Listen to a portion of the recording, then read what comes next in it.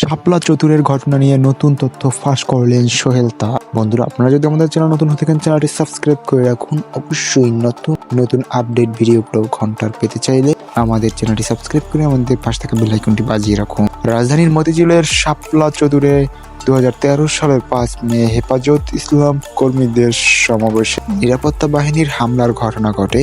সে ঘটনায় তৎকালীন জনপ্রশাসন মন্ত্রী সৈয়দ আশরাফের সংশ্লিষ্টতা রয়েছে বলে দোষারোপ করা হয়, তবে সেটি সত্য নয় বলে দাবি করেছেন সাবেক স্বরাষ্ট্র প্রতিমন্ত্রী সোহেল তাজ। শুক্রবার 3 জানুয়ারি বিকেল 5টা 34 নিজের ভেরিফাইড ফেসবুক প্রোফাইলে দেওয়া এক পোস্টে তিনি এ দাবি করেন। হাটে হাড়ি ভাঙ্গা প্রথম পর্ব শিরোনামে দেওয়া পোস্টে সোহেল তাজ লিখেছেন, আপনারা যারা আশরাফ ভাইকে শাপলা চতুর নিয়ে দোষারোপ করছেন তা সঠিক নয়। তিনি হয়তো কিছু কথা বলে থাকতে পারেন, কিন্তু সব সিদ্ধান্ত আসতো একেবারে উপর থেকে। এ সময় পোস্টে তিনি সিরিজ চলবে, এখন আমার পালা বলেও ইঙ্গিত দেন। 2013 সালের 5 মে রাজধানীর ব্যস্ততম ও অন্যতম বাণিজ্যিক এলাকা মতিঝিলের শাপলা চতুরে কর্মসূচি দিয়েছিলেন হেফাজতে ইসলাম। কয়েকজন ব্লগারের বিরুদ্ধে